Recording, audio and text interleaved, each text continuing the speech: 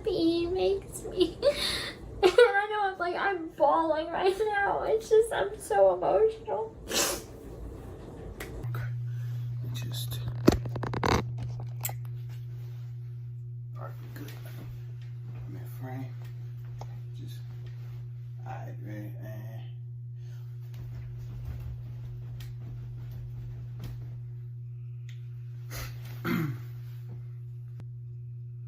oh yeah, I'm gonna kill him with this one.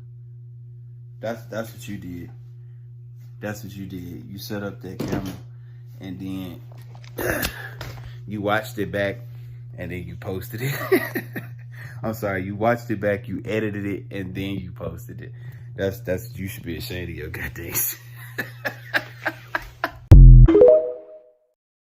Maybe it takes that perspective to realize just how crazy it is to set up a camera, sit down and act like you're having a genuine conversation, genuine little chit chat, and then you just start bawling, as Gypsy put it, in front of the camera. And then to take that footage, play it back, edit it, and say, oh, this will really capture the audience. I've got them good now. It's just crazy.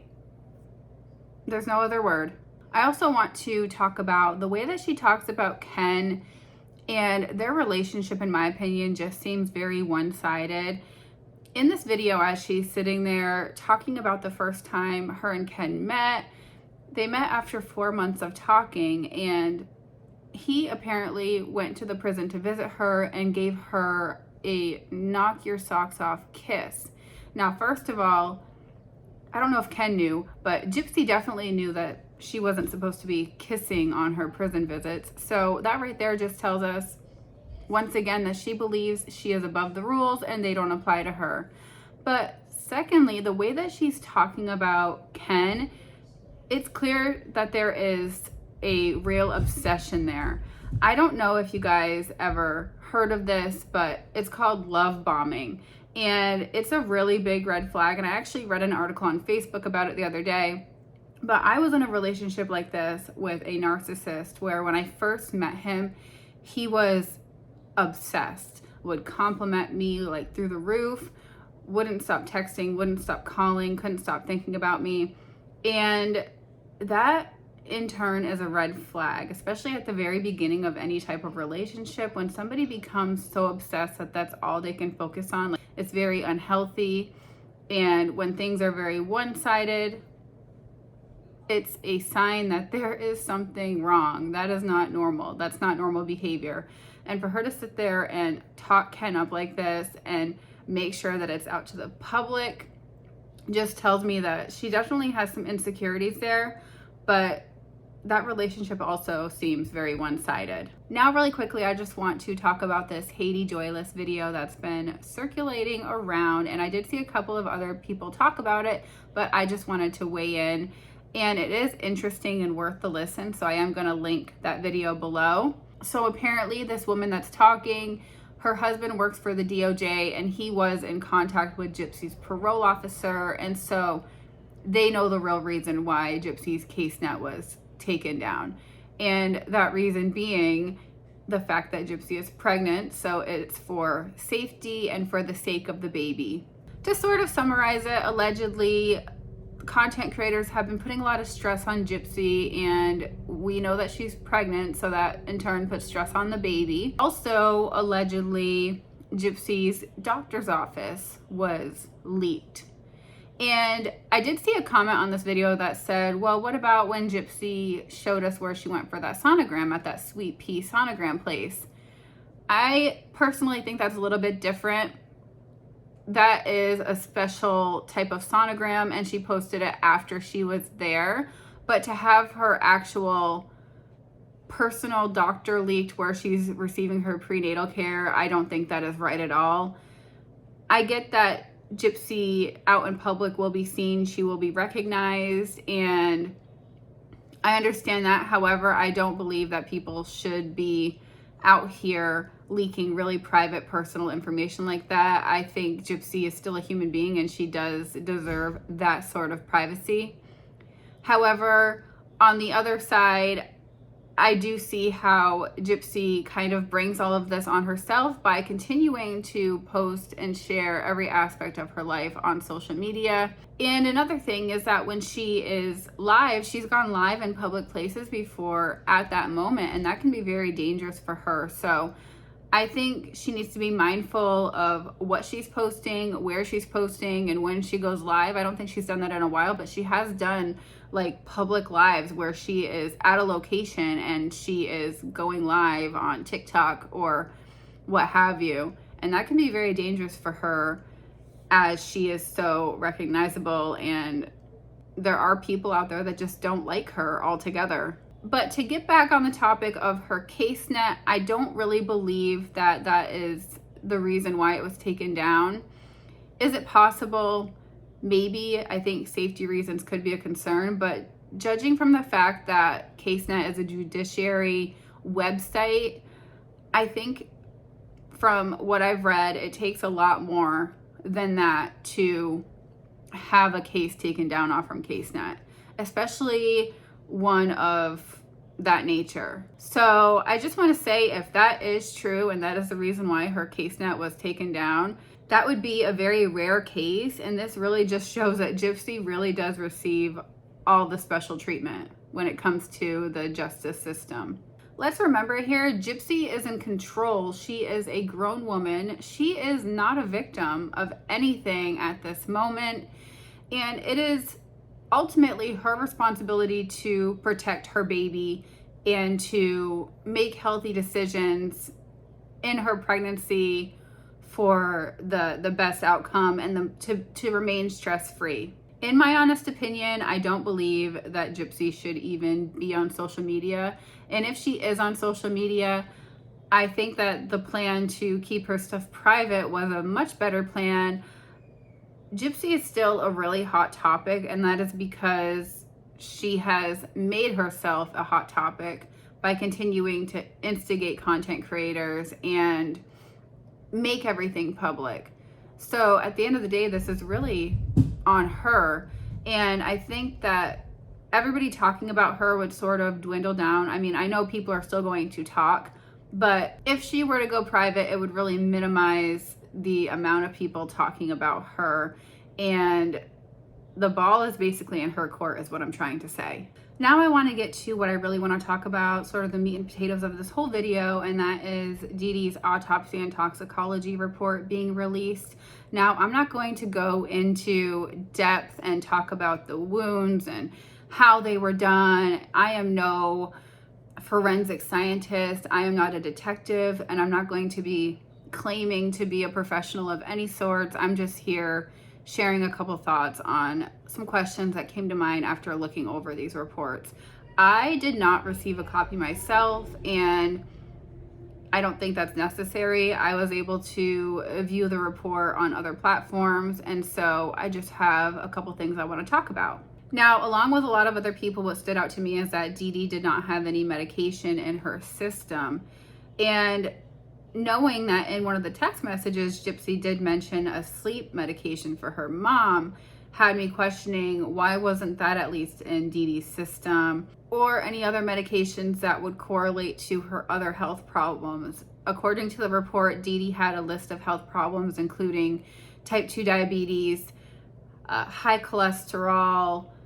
I'm trying to remember here. I don't remember them all, but there was a list. She did have a history of cancer, and thyroid disease was one of them. And while a lot of these seem like pretty average health conditions, they do come with other physical ailments. And judging from the video that was floating around of the last time Gypsy and Dee Dee were seen together, I believe they were in a hospital, and Dee Dee's pushing Gypsy in the wheelchair, it's clear that Dee Dee had some real mobility issues. It looked like she was using that wheelchair as a walker, and Gypsy, with her legs crisscross applesauce, is sitting there just enjoying the ride with the idea and the plan to get rid of her mother already underway and on her mind. Now, to get back on topic here, so there were no medications in Dee Dee's body. So that tells me that she felt everything. She was aware of what was happening. and she was peacefully sleeping when this happened. We knew this was brutal, but to know that Dee Dee had absolutely no medication in her system to minimize the pain whatsoever or to alter her consciousness makes this that much worse. And another thing that was cleared up in this report is that Dee Dee had no other injuries on her body. Her nose was not broken. And I have to admit, I did believe that theory, whatever rumor was floating around. And with that, I just want to say I'm going to be much more careful with the information that I share here on my channel. I don't want to be spreading misinformation, and I've learned that you can't just take information and run with it because of that. But this report did clear a few of those other theories up. With that being said, there are still people out here that even comment on my videos and say things like Dee Dee deserved this and she had it coming. But can you really say that looking at all of the evidence, all of the videos, all of the pictures, and piecing it all together? I don't think any human being deserves this. But that's just the thing, is Dee Dee has been dehumanized by Gypsy. What gets me is Gypsy is still being viewed as this victim. She was a victim then, she's a victim now because of content creators, and it's just a never-ending cycle. But let's remember that at this time of Dee Dee's demise, Gypsy was a woman and she was playing her part, judging from all the evidence. And she had other ways out. She didn't want to take those ways. And even Nick tried to get her to do something different, like run away, for instance. And she could have very well done that, but she didn't want to do that. She wanted her mom gone for good. And that's just it. Now, to get back to talking about other rumors and theories, people are going to speculate because there are so many holes in this whole story. And honestly, we probably will never know what actually went down that night. But what I will say is that no matter what your theory is, whether you believe Nick acted alone or Gypsy was involved or somebody else was involved, what it comes down to is that Gypsy was the mastermind. Like we've concluded, this was brutal. So whoever did the act was enraged. And I want to say that if Nick acted alone, somebody pushed him to that point because he had no other connection or relation with Dee Dee to drive him to that point besides Gypsy. Now, I want to keep reiterating that I am not a professional, but I did make another video talking a little bit about Nick's autism. And I talked about how sometimes autistic people can become fixated on certain things, whether that be a character or a person or a game. I have this theory that Gypsy found Nick. She learned what his interests were. She learned how his mind worked.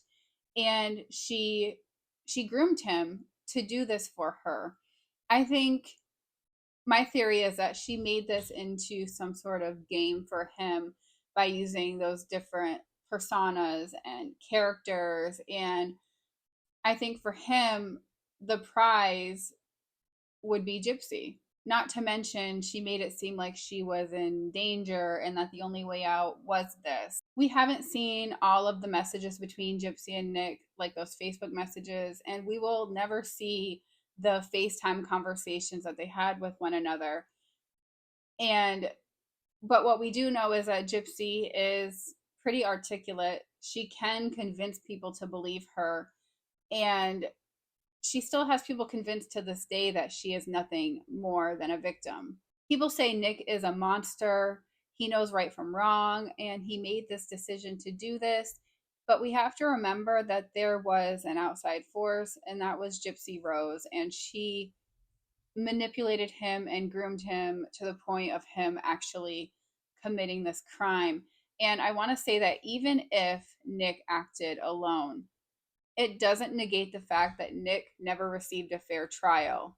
Nobody has been able to show concrete evidence that Gypsy was abused by Dee Dee. And so Gypsy's actions cannot be justified. I've said it before and I'll say it again. Dee Dee is not here to tell her side of the story, so we only get one side. And so I believe that people are going to be speculating for the rest of eternity unless somebody knows something that hasn't come out yet. To end this video, I just want to clarify a few things. And I want to say that I would never wish harm on anybody, and that includes Gypsy. I believe that she does deserve her privacy, especially when it comes to her doctor's visits. But I do believe that she is bringing a lot of this on herself by sharing everything with the public and continuing to be on social media the way that she is. I do not believe that Nick belongs out here on the streets. I think that Nick deserves his fair trial, and I think that he belongs in a facility where he is monitored, but he's still able to live life and be productive, if that makes sense. Now, to speak on Ryan and Ken, I want to say that I think they're both weirdos for ever even contacting Gypsy while she was incarcerated, let alone dating her and marrying her and impregnating her, whatever. And I haven't seen Ryan in a while, but I just want to point out that I think overall he's a good guy, but he obviously did have some character flaws. I will say that Gypsy's flaws outweigh his by a ton. And when it comes to Ken, I think Ken is feeling trapped. I don't think he was expecting Gypsy to get pregnant this quickly. I think Gypsy got pregnant on purpose. And from the looks of things, it does seem like there are still some insecurities in that relationship. And the relationship does seem pretty one-sided, in my opinion. Looking at how Gypsy talks about Ken and how Ken talks about Gypsy, it's two different things. It's like comparing oranges to apples, in my opinion. Information just keeps on coming out, and Gypsy continues to be this topic to talk about, and people are going to especially continue to talk as long as she keeps giving us stuff to talk about. So I guess the ball is sort of in her court, but I guess some people can't grasp that situation, and people feel the need to protect her for some reason. But I'm going to continue to talk about the situation and anything else that comes out. I'm here to share my opinion, and I want to know your thoughts, so please share them in the comments below. And remember, if you like this video, please hit the thumbs up button. It'll really help my channel out, and subscribe if you do want to see more from me, and I will see you all in the next video. Thank you so much for watching. Bye.